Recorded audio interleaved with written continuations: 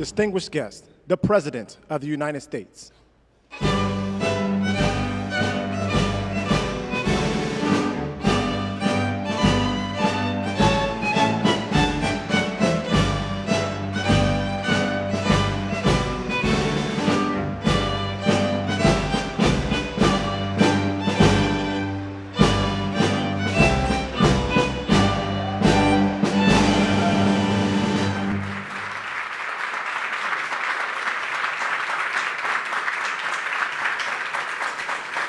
Thank you, thank you, thank you.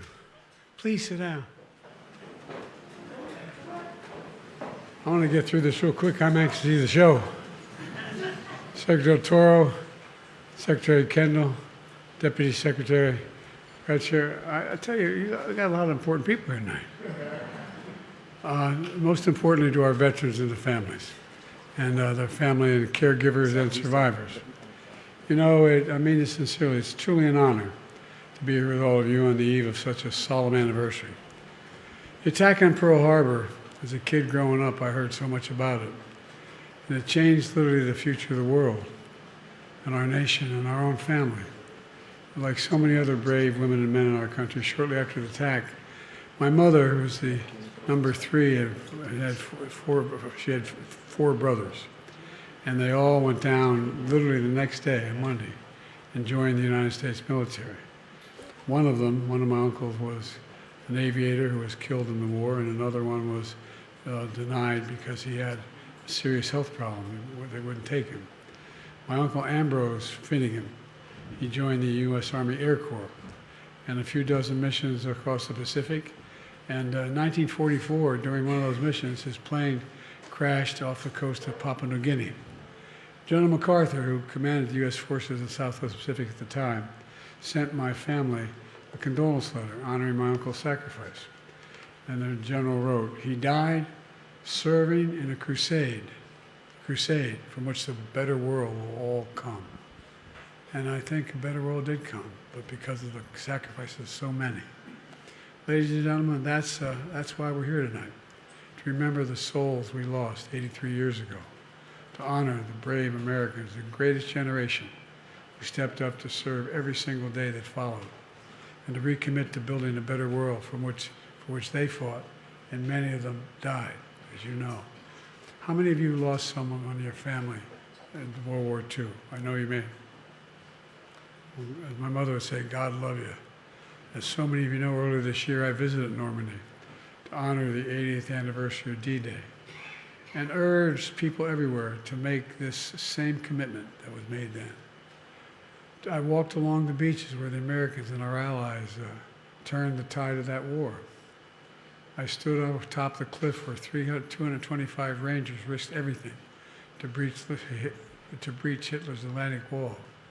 And I prayed at the crosses of men who gave everything to literally save the world. It wasn't hyperbole, to save the world. And I spoke with some of the last surviving veterans from that fateful June day.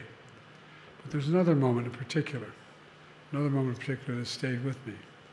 When I was standing with other European leaders at the cemetery, I saw those veterans, a 99-year-old man who had met President Zelensky because other world leaders were at that function as well. The veteran told President Zelensky, and this is what he said. I remember hearing exactly what he said. He said, "You are the savior of the people," end of quote. Then President Zelensky shook his veteran's hand and said, "No, no, no. You saved Europe. You saved Europe." Here's a reminder that every generation must defeat democracy's mortal foes. Every generation must stand up to the forces of darkness and the forces of division. And every generation must honor the servicemen and women who dare all and risk all to ensure that freedom endures. You know, that's our charge. I mean, that's literally our charge. As a nation, we have many obligations. I got in trouble early on. I was a young senator, and I was 31 years old. I said, we have many obligations. We only have one truly sacred obligation. That's to prepare those we send into harm's way and care for them and their families when they return home and when they don't return home.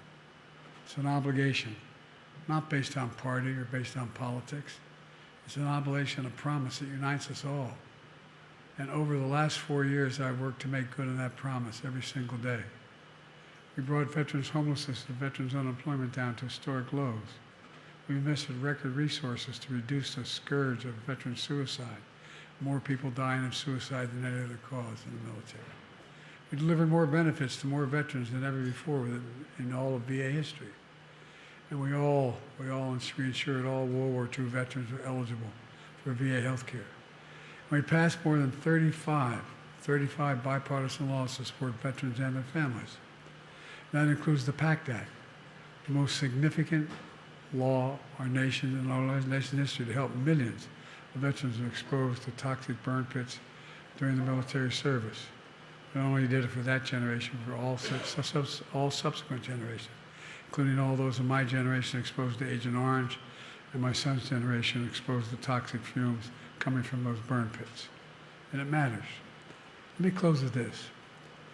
You know, like our forebears, during World War II, we stood at an inflection point. We still stand at an inflection point, where decisions we make now and make in the next 4 or 5 years will determine the course of our future for literally decades to come. It's not hyperbole, for decades to come. And like our forebears, we owe it to the next generation to set that course on a more free, more secure, and more just path.